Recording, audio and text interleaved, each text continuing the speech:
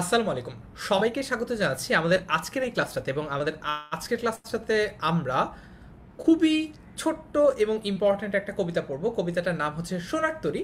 তো তোমরা আমাকে কমেন্টে একটু লিখে জানাও যে কারা কারা অলরেডি এই কবিতাটা আগেই পড়ে ফেলেছো, যাতে করে আমি বুঝতে পারি যে আমাদের স্টুডেন্টরা কতটুকু মনোযোগী, কতটুকু অ্যাটেন্টিভ। আর তোমাদের যে যে বন্ধুরা এখনো ক্লাসে জয়েন করেনি তাদেরকে তোমরা এখনই দ্রুত জানিয়ে দাও যে ক্লাস শুরু হয়ে গেছে। এবং আজকের ক্লাসটা কিন্তু খুবই ছোট হবে, অর্থাৎ মোস্ট প্রবলি আধা ঘন্টার মধ্যে কমপ্লিট করে ফেলতে চেষ্টা করব। কেন আজকের ক্লাসটা ছোট হবে সেটাও একটু বলি। তোমরা প্রথমে আমাকে কমেন্টে লিখে জানাও যে সোনার এই কবিতাটা কে লিখেছেন। আবার লিখে দিও না যে ফারহান সাকিব লিখেছে, তোমরা কমেন্টে লিখে জানাও যে সোনার তরী কবিতাটা কে লিখেছেন। ঠিক আছে? আচ্ছা, যারা বলেছো পড়েছি, যারা বলেছো পড়ো নাই, দুই পক্ষেরই পারা উচিত সোনার তরী কবিতাটা কার লেখা সেটা।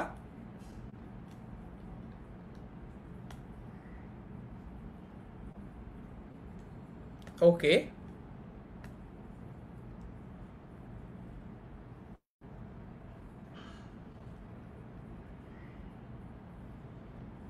আচ্ছা, কমেন্টে দেখতে পাচ্ছি তোমরা ইতোমধ্যে লিখছো যে রবীন্দ্রনাথ ঠাকুর।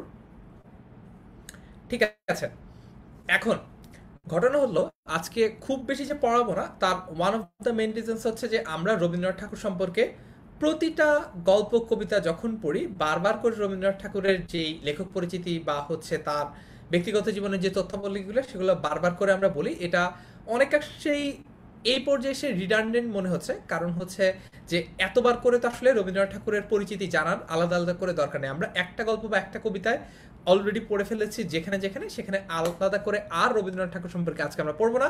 আজকে আমরা সরাসরি কবিতাটাতে ঢুকে যাব। ঠিক আছে, আমরা কবিতাটা বোঝার চেষ্টা করি। আসো, তার মানে আজকে আমরা রবীন্দ্রনাথ ঠাকুর সম্পর্কে আলাদা করে আর জানছি না, কারণ আমরা ইতিমধ্যে রবীন্দ্রনাথ ঠাকুর সম্পর্কে অনেক কিছু জানি। আচ্ছা, তো আমরা এখন দেখতে পাচ্ছি যে এই যে পদ্যটা অর্থাৎ সোনার তরী, সেই কবিতাটা লিখেছেন কে? সোনার তরী কবিতাটা লিখেছেন হচ্ছে বিশ্বকবি রবীন্দ্রনাথ ঠাকুর।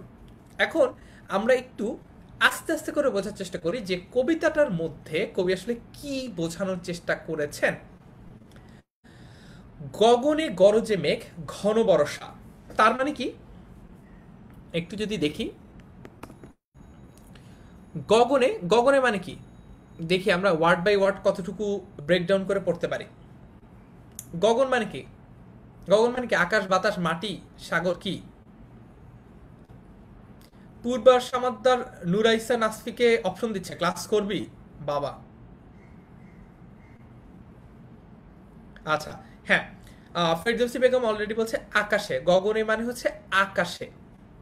ওকে, ঠিক আছে। এখন বলো গরজে মানে কি? গরজে মানে কি? গরজে মানে হচ্ছে গর্জন করে। হাসান জুবাইর এক ধাপ এগিয়ে আছে, অম্বর গগন বলছে। হ্যাঁ, ফেরদৌসি বেগম আবারও সবার আগে সঠিক উত্তর দিয়েছে, বলছে আকাশ।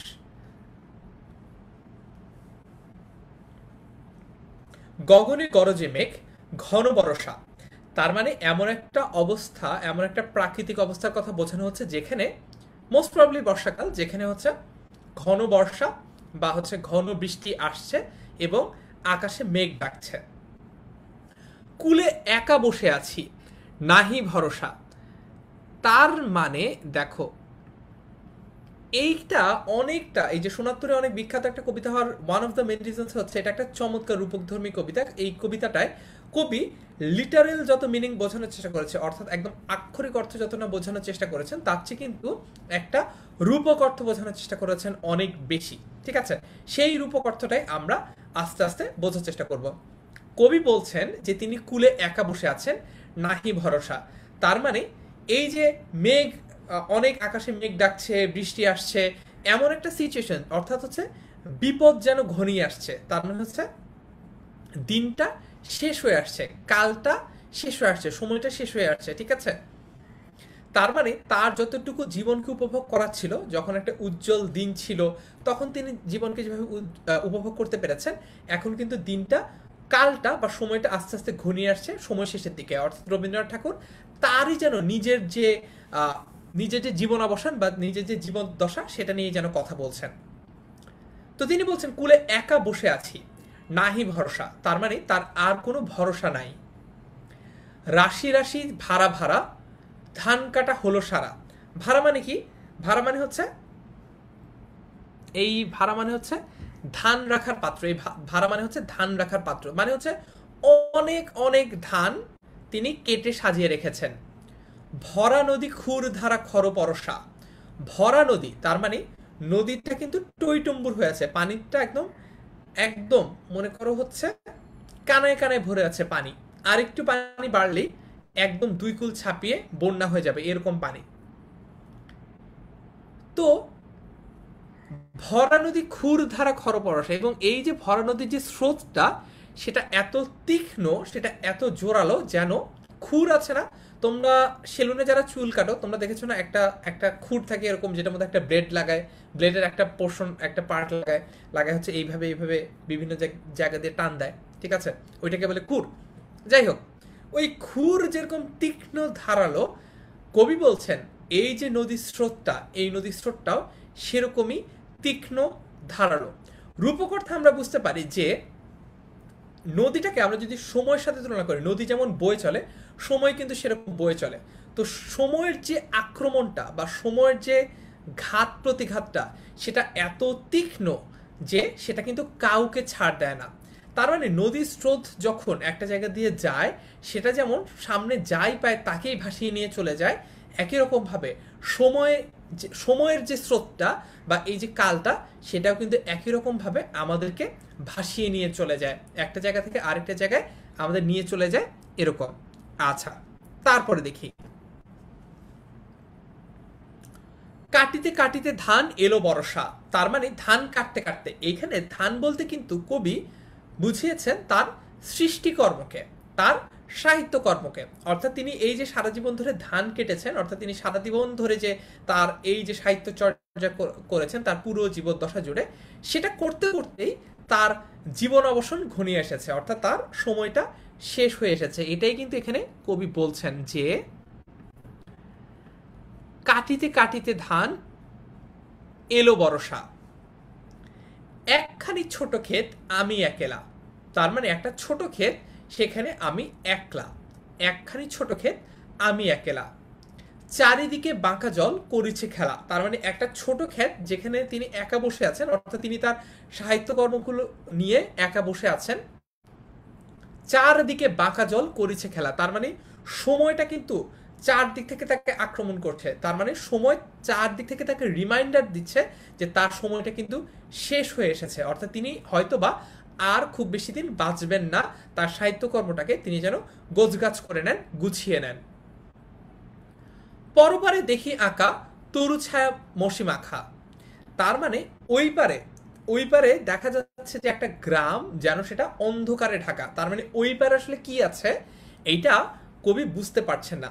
এটাকেও আমরা এইভাবে বুঝতে পারি রূপক অর্থে, যে কবি বুঝতে পারছেন না যে তিনি যে এখন জীবিত আছেন, তার মৃত্যুর পর ওপারে বা পরলোকে তার অবস্থানটা, সিচুয়েশনটা কিরকম হবে, সেটা এমনটাই বোঝাচ্ছেন তিনি, যে তরু ছায়ামসি মাখা গ্রামখানি মেঘে ঢাকা। তার মানে ওই পারে অন্ধকারের জন্য, তার মানে অন্ধকারের জন্য আমরা বুঝতে পারছি না যে অপর পাশে কি আছে, ঠিক আছে। আচ্ছা, তারপরে দেখি। আচ্ছা, এস ডি রাহুল বলছে, ভাইয়া আপনারা শুধু পড়াইয়া যাচ্ছেন, কোনো এক্সাম নিচ্ছেন না, এক্সাম না নিলে কিভাবে নিজেকে যাচাই করবো? প্লিজ ভাইয়া, আমাদের অনেক কিছু পড়ানো হয়েছে বাংলা, তাই এখন এক্সাম নিন। ঠিক আছে, আমি আমার অ্যাসাইন যে কন্ট্রিবিউটর তাকে বলে দিব তোমাদের জন্য যাতে পরীক্ষা নেওয়ার ব্যবস্থা করা হয়, কোনো সমস্যাই নেই, ঠিক আছে। আচ্ছা, তারপরে গ্রামখানি মেঘে ঢাকা প্রভাত বেলা, এপারেতে ছোট ক্ষেত আমি একেলা। তার মানে ওই পারে হয়তো বা অনেক কিছু আছে, ওই পারের অবস্থা ব্যবস্থা কিরকম এখনো কবি বুঝতে পারছেন না, তবে এই পারে বসে তিনি আসলে একাই বসে আছেন। তার মানে তিনি বলতে চাচ্ছেন, আচ্ছা আমাদেরকে এই ব্যাপারটা বোঝাই, যে একটা গান আছে না, যে আসবার কালে আসলাম একা, যাবার কালে যাবো একা, ঠিক আছে, ওই রকম আর কি। অর্থাৎ কবি মনে করছেন তার মৃত্যুটা যত ঘনিয়ে আসছে তিনি ততটাই একা, তিনি সঙ্গীর অভাবে ততটাই নিঃস্ব বা নিঃসঙ্গ। তার মানে তিনি মনে করছেন যে তিনি যখন মৃত্যুবরণ করবেন, সেই মৃত্যুবরণটা কিন্তু তিনি একাই করবেন, অর্থাৎ তিনি সাথে কিন্তু অন্য কাউকে নিয়ে যেতে পারবেন না। এই যে তার চিন্তা ভাবনাটা অবচেতন মনে সারাক্ষণ তাকে জ্বালাচ্ছে, সেটাই কিন্তু আমরা এই কবিতায় পরিস্ফুটিত হতে দেখি বা এই কবিতায় ফুটে উঠতে দেখি। আচ্ছা, তারপরে দেখি,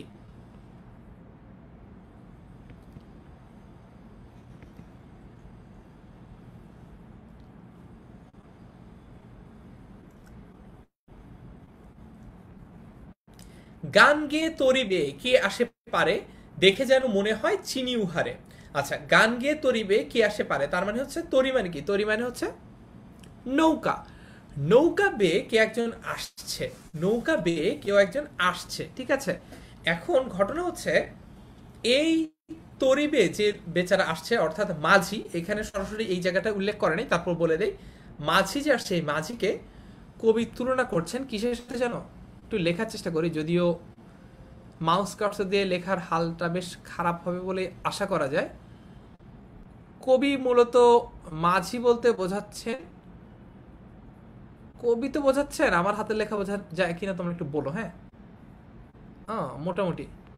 আচ্ছা, কে আসে পারে, এইটা হচ্ছে মাঝি বা মহাকাল, মাঝি বা মহাকাল, অর্থাৎ মহাকাল যেন তার দিকে এগিয়ে আসছে, তাকে দেখো মহাকাল তার দিকে এগিয়ে আসছে এবং একটা সময় তাকে পাস করে মহাকাল কিন্তু চলে যাবে, এমনটাই কবি বলছেন। দেখে যেন মনে হয় চিনি উহারে, তার মানে দেখে আবছা আবছা মনে হয় যে তাকে মনে হয় জানি চিনি। ভরা পালে চলে যায় কোনো দিকে নাহি চায়, ঢেউগুলি নিরুপায় ভাঙে দুধারে। তার মানে এই যে মহাকাল সেটা একটুখানি নির্লিপ্ত যেন, তার মানে তার কিন্তু কোনো কিছু যায় আসে না যে কবি তার সৃষ্টিকর্মগুলো গোছাতে পেরেছেন কিনা। মানে ব্যাপারটা খুব লিটারাল মিনিং যদি বলি সেটা হচ্ছে যে মনে করো যে কবি তার যে লেখা, তার যে সাহিত্যকর্ম, এটা সবকিছু ঠিকঠাক মতো গুছিয়ে কমপ্লিট করতে পেরেছেন কিনা। তার মৃত্যু যখন আসছে, তার মৃত্যুদূত যখন আসছে, বা আমরা যদি মৃত্যুদূতকে বলি মহাকাল, মহাকাল যখন আসছে, মহাকাল ডাজেন্ট কেয়ার অ্যাবাউট দিস। মহাকাল কিন্তু এটা চিন্তা করে না যে তার জীবদ্দশা, তার যা যা কিছু করার ছিল সবকিছু তিনি করতে পেরেছেন কিনা। আমরা দেখেছি যে সুকান্ত ভট্টাচার্য অনেক কম বয়সে মারা গেছেন। তো ব্যাপারটা কবি তাই বলছেন যে মহাকাল এমনটাই কিন্তু নির্লিপ্ত, অর্থাৎ মহাকালের কোনো কিছু যায় আসে না আশপাশে কোথায় কি হচ্ছে। তার মানে কবি তার যে কাজ, তার যে প্রতিভা, সেই প্রতিভা সম্পূর্ণরূপে বিকশিত করতে পেরেছেন কিনা, কবির কাব্য প্রতিভা সমস্ত আমাদেরকে দিতে পেরেছেন কিনা, মহাকাল এসব নিয়ে কেয়ার করে না, সে কিন্তু একটু নির্লিপ্ত।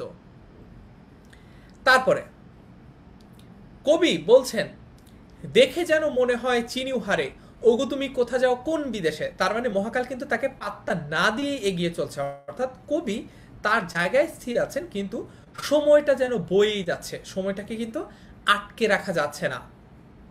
তারপরে বলছে, তারপরে কবি বলছেন যে ওগো তুমি কোথা যাও কোন বিদেশে, তার মানে তুমি কোথায় যাচ্ছ, মহাকালের উদ্দেশ্যে কবি প্রশ্ন করেছেন। মহাকাল মোটে পাত্তা টাত্তা দিচ্ছে না, ঠিক আছে। কবি বলছেন বারেক, বারেক মানে হচ্ছে বার এক, অর্থাৎ হচ্ছে একবার। ভিড়াও তরি, ভিড়াও মানে হচ্ছে পারে আনো, ভিড়াও মানে হচ্ছে এই পারে আনো, ঠিক আছে। ভিড়াও তরি কুলেতে এসে, বা এই কুলে এই পারে একবার আসো। যেও যেথা যেতে চাও, যেথা মানে হচ্ছে যেখানে, যেখানে যেতে চাও তুমি চলে যাও, কোনো সমস্যা নেই, তোমাকে আটকাবো না। যারে খুশি তারে দাও, তার মানে হচ্ছে মহাকালকে, দেখো এইখানে মহাকালকে কবি বলছেন যে তার যে সাহিত্যকর্ম বা তার যে সৃষ্টিকর্ম সেটা যাতে মহাকাল তাকে নিয়ে না গেলেও তার সৃষ্টিকর্মটাকে যাতে সাথে করে নিয়ে যায়। অর্থাৎ কবি কিন্তু বোঝানোর চেষ্টা করছেন যে তিনি তার সাহিত্যকর্ম বা সৃষ্টিকর্মের মাধ্যমেই মহাকালের থ্রুতে বা মহাকালের মাধ্যমে অমর হতে চান। তার সাহিত্যকর্মগুলোকে মহাকাল যদি তার পরবর্তী উত্তরসূরিদের কাছে নিয়ে যায়, বা হচ্ছে মহাকাল যেমন আমাদের কাছে যেমন করে রবীন্দ্রনাথ ঠাকুরের সাহিত্যকর্মগুলো এসে পৌঁছেছে, এমনটা যদি পৌঁছায় তাহলে রবীন্দ্রনাথ ঠাকুর কিন্তু মরে গিয়েও অমর হতে পারবেন তার সাহিত্যকর্মের মাধ্যমে। এটাই কিন্তু কবি বলছেন। বারবার তিনি মহাকাল রূপী মাঝিকে ডেকে বলছেন বাবা এদিকে এদিকে আমার যে সাহিত্যকর্ম বা আমার যে ধান, ঠিক আছে, এগুলো নিয়ে যা, নিয়ে গিয়ে অন্য যাকে ইচ্ছা তাকে দে, কিন্তু নিয়ে যা, ঠিক আছে। আচ্ছা, যারে খুশি তারে দাও, শুধু তুমি নিয়ে যাও ক্ষণিক হেসে, অল্প একটু হেসে তুমি জাস্ট সেগুলো নিয়ে যাও, তাতেই আমি খুশি, ঠিক আছে। আমার সোনার ধান কুলেতে এসে, যত চাও তত লও তরণী পরে। তার মানে বলা হচ্ছে যে, তার মানে বলা হচ্ছে যে যত খুশি সব তুমি নিয়ে যাও, আমার কোনো বাধা নাই। তার মানে এটাই কিন্তু সাহিত্যকর্ম। মানে মনে করো ফর এক্সাম্পল রবীন্দ্রনাথ ঠাকুরের 100টা সাহিত্যকর্ম আছে যেটাকে তিনি ধানের সাথে তুলনা করছে, তিনি মহাকালকে বলছেন এখান থেকে as much as you can, তুমি যত পারো তত নিয়ে যাও। কারণ যত বেশি এখান থেকে মহাকাল তার সাহিত্যকর্মকে পিক করবে বা প্রিচ করার জন্য নিয়ে যাবে, ততই কিন্তু কবির অমর হয়ে ওঠার সম্ভাবনাটা বৃদ্ধি পাবে। তার মানে 100টা থেকে যদি একটা সাহিত্যকর্ম মহাকাল নিয়ে যায় বা মহাকাল পরবর্তী যারা মানুষ তাদের কাছে পৌঁছে দেয়, তাহলে কবির যতটুকু লাভ তার চেয়ে যত বেশি নিয়ে যাবে তত কিন্তু বেশি লাভ। যেটা কিন্তু আমরা দেখতে পাচ্ছি যে আমাদের কাছে কিন্তু এখন রবীন্দ্রনাথ ঠাকুরের অনেক গল্প, কবিতা, গানই এখনো অ্যাভেলেবল। ঠিক আছে, আচ্ছা। তারপর চমক সরকার জিজ্ঞেস করেছে মহাকাল মানে কি সময়? হ্যাঁ, মহাকাল মানে হচ্ছে সময়। সময় বলতে তো আমরা মূলত বুঝি হচ্ছে মনে করো ঘন্টা, দিন, বছর, এরকম। মহাকাল বলতে একটা বড় সময় বোঝানো হয়, বুঝছো? মহাকাল মানে, কাল মানে সময়, আর মহা মানে বড়। মহাকাশ মানে কি? বড় আকাশ বা আকাশের ঊর্ধ্বে। মহাকাল ওরকম কালের ঊর্ধ্বে, আরো উপরে, এইটা। আচ্ছা, তারপর বলছে আর আছে, আর নাই দিয়েছি ভরে। তার মানে যা আছে সবই দিয়েছি।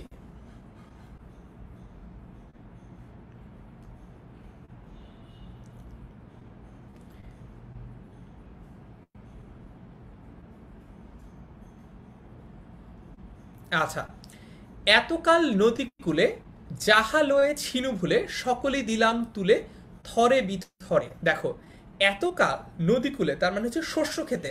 নদীকূলে কি? খেতে বা জমিতে। এতক্ষণ আমরা যেটা পড়লাম যে খেতে বা জমিতেই তো বসেছিলেন রবীন্দ্রনাথ ঠাকুর। রবীন্দ্রনাথ ঠাকুর বলছেন এই জায়গাটা বসে, রবীন্দ্রনাথ ঠাকুর বলছেন এই জায়গাটা বসে তিনি সাহিত্য চর্চা করেছেন। সাহিত্য ক্ষেত্রে তিনি সাহিত্য চর্চা করেছেন। যা যা কিছু তিনি অর্জন করেছেন বা যা যা কিছু তিনি সৃষ্টি করতে পেরেছেন, যা কিছু নিয়ে তিনি সবকিছু ভুলেছিলেন, অর্থাৎ যাহালয়ে যা কিছু নিয়ে তিনি ছিনু ভুলে, তার মানে হচ্ছে তিনি সবকিছু ভুলেছিলেন। সকলেই দিলাম তুলে থরে বিথরে, সবকিছু তিনি থরে বিথরে মানে হচ্ছে সাজিয়ে, থোকায় থোকায় সাজিয়ে তিনি দিয়ে দিলেন। এরপরে কবি বলছেন এরপরে তার সাহিত্যকর্মগুলো তিনি মহাকালের কাছে হস্তান্তর করলেন।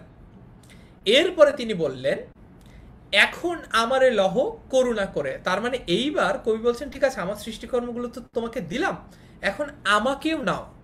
মহাকালকে বলছে এখন আমাকেও তোমার নৌকাতে নাও। তখন বলা হচ্ছে ঠাই নাই ছোট সে তরি, আমারই সোনার ধানে গিয়েছে ভরি। তার মানে দেখো, কবি তার সাহিত্যকর্মটাকে মহাকালের কাছে হস্তান্তর করেছে, অর্থাৎ মহাকাল কবির সাহিত্যকর্মটাকে পরবর্তী প্রজন্মের কাছে নিয়ে যেতে সম্মত হয়েছে বা সে নিয়েছে। কিন্তু কবির যে জীবন্ত দেহটা বা কবির যে ব্যক্তি সত্তাটা, এই ব্যক্তি সত্তাটাকে কিন্তু মহাকাল বা মহাকালরূপী যে নৌকাটা রয়েছে সেই নৌকাটা নিচ্ছে না বা তার নেওয়ার সামর্থ্য নাই। তার মানে কবি অমর হতে পারেন 200, 300, 400, 500 বছর পর্যন্ত তার সাহিত্যকর্মের মাধ্যমে, কিন্তু কবি ব্যক্তি সত্তা হিসেবে বা ব্যক্তিগতভাবে তার যে দেহ, দৈহিকভাবে তিনি কিন্তু এত বছর বা এতদিন মহাকালের সাপেক্ষে এতদিন কিন্তু জীবিত থাকতে পারবেন না। এ কারণেই বলা হচ্ছে কবির সাহিত্যকর্মকে মহাকাল গ্রহণ করেছে কিন্তু কবিকে গ্রহণ করছে না। শ্রাবণ গগন ঘিরে ঘরমেঘ ঘুরে ফিরে শূন্য নদীর তীরে রহিনু পড়ি, যাহা ছিল নিয়ে গেল সোনার তরী। তার মানে আমার যা কিছু সাহিত্যকর্ম ছিল, আমার সারা জীবনের যা কিছু অর্জিত ছিল, সব কিছুই নিয়ে গেছে এই সোনার তরী বা এই মহাকাল। শুধু আমাকে ফেলে গেছে একজন ব্যক্তি সত্তা হিসেবে এই নদীর পাড়ে, যেখান থেকে আমি হয়তোবা আর সামনে এগোতে পারবো না, যেখান থেকে সময়টা সামনে এগিয়ে যাবে, পরবর্তী প্রজন্ম চলে আসবে। অর্থাৎ কবি ইনডিরেক্টলি সাটেলভাবে যেটা বলার চেষ্টা করছেন যে কবির হয়তোবা এখানে মৃত্যু হবে। কবির এটা নিয়ে কবি চেষ্টা করেছিল তাকেও যাতে মহাকাল সামনে নিয়ে যায়, কিন্তু মহাকাল আসলে তাকে সেই ব্যাপারটাতে রিজেক্ট করেছে, কারণ মহাকালেরও এই সামর্থ্য নাই যে একজন মানুষকে সে হয়তোবা 100 বছর বাঁচিয়ে রাখবে বা তাকে হয়তোবা 1000 বছর বাঁচিয়ে রাখবে, যেটা কিনা তার সাহিত্যকর্মের মাধ্যমে হয়তোবা তার সৃষ্টিকর্মের মাধ্যমে হয়তোবা সম্ভব। তো ওভারঅল আমরা এই রূপকধর্মী চমৎকার কবিতাটা পড়লাম, যে কবিতাটা পড়ে আমরা মূলত যেই মোরাল অফ দ্য স্টোরিটা বুঝলাম, সেই মোরাল অফ দ্য স্টোরিটা হলো যে আমরা হয়তোবা আজ থেকে 100 বছর পরে আমি হয়তোবা বেঁচে থাকবো না, তোমরা হয়তোবা বেঁচে থাকবে না, কিন্তু তোমাদের যে সৃষ্টিকর্ম, তোমাদের যে সাহিত্যকর্ম, সেগুলো কিন্তু বেঁচে থাকবে এবং তোমাদের সেই সৃষ্টিকর্মগুলো কিন্তু মহাকালের মাধ্যমে তোমাদেরকে অমর করে তুলতে পারে। এ কারণেই ব্যক্তিগত সুখ, শখ, জীবন উপভোগের সাথে সাথে আমাদের মনে রাখতে হবে আমরা যদি আমাদের অস্তিত্বের চিহ্নটাকে, স্মৃতিচিহ্নটাকে পরবর্তী প্রজন্মের কাছে পাস করতে চাই, তাহলে আমাদেরকে কি করতে হবে? আমাদেরকে এমন সৃষ্টিশীল কিছু তৈরি করতে হবে যেটা কিনা পরবর্তী প্রজন্ম সময়ের সকল বন্ধন ছিন্ন করে গ্রহণ করবে। কেন এই কথাটা বললাম? কারণ হচ্ছে, মনে করো যে মধ্যযুগে যে কবিরা, মধ্যযুগের কবিও না বললাম আমি, মনে করো বললাম যে চর্যাপদের যারা কবি ছিলেন, ঠিক আছে, কান্নপা, লুইপা যারা ছিলেন, তাদের যে লেখা শ্লোকগুলো বা কবিতাগুলো, সেগুলো কিন্তু সময়কে ছাপিয়ে উঠতে পারে নাই। কেন সময়কে ছাপিয়ে উঠতে পারে নাই? কারণ এরপরে যখন ভাষা বিভিন্নভাবে পরিবর্তিত হয়েছে, তখন এই যে তাদের লেখা সৃষ্টিকর্মগুলো, সেগুলো কিন্তু আমাদের কাছে আর এখন গ্রহণযোগ্য না। গ্রহণযোগ্য না মানে হচ্ছে আমরা সেগুলো এখন আমাদের জন্য বোধগম্য না, আমরা সেগুলো বুঝি না। কিন্তু রবীন্দ্রনাথ ঠাকুরের যে সাহিত্যকর্ম, সেগুলো কিন্তু এত বছর পরে এসেও আমাদের কাছে একই রকম বোধগম্য, আমাদের কাছে একই রকমই কানেক্টিং, বা আমরা এখনো এটার সাথে নিজেদেরকে কানেক্ট করতে পারি। অর্থাৎ রবীন্দ্রনাথ ঠাকুরের লেখা যখন আমরা পড়ি, তখন আমরা বুঝতে পারি আচ্ছা, তার সময় সমাজ, তার সময় সভ্যতা, সংস্কৃতি এরকম ছিল। যে জিনিসটা যদি আমরা করতে পারি আমাদের সৃষ্টিকর্মের মাধ্যমে, আমরাও কিন্তু এই রকমই অমর হয়ে উঠতে পারবো। ঠিক আছে? তো আগেই বলেছিলাম যে আজকের ক্লাসটা খুবই শর্ট হবে, কারণ আজকের ক্লাসে আমরা মূলত এক্স্যাক্টলি শুধু কবিতাটাই পড়বো। কারণ হচ্ছে কবিতা ছাড়া আর বাকি যা যা কিছু আছে সেগুলো আমরা আগেই অনেকবার পড়েছি। রবীন্দ্রনাথ ঠাকুরের যে জীবদ্দশা সম্পর্কে, ব্যক্তিগত বিভিন্ন তথ্য সম্পর্কে আমরা আগেই পড়েছি। সো তোমাদের কিছু প্রশ্ন আছে, সেই প্রশ্নগুলোর উত্তর আমি মোটামুটি ক্লাসের মধ্যেই দেওয়ার চেষ্টা করেছি। আরেকটা ব্যাপার হচ্ছে যে তোমরা পরীক্ষার কথা বলেছো। পরীক্ষার ব্যাপারটা আমি আমার কন্ট্রিবিউটরকে বলে দিব, তোমাদের দ্রুততম সময়ের মধ্যে পরীক্ষা নেওয়ার চেষ্টা করা হবে, কোনো সমস্যাই নেই। তো পরবর্তী ক্লাসের আমন্ত্রণ জানিয়ে আজকের ক্লাসটা আমরা এখানে শেষ করছি। আল্লাহ হাফেজ, আসসালামু আলাইকুম। লেখকের, কবির জীবদ্দশা যেরকম ছোট, আমাদের আজকের ক্লাসটা সেরকম ছোট। টাটা।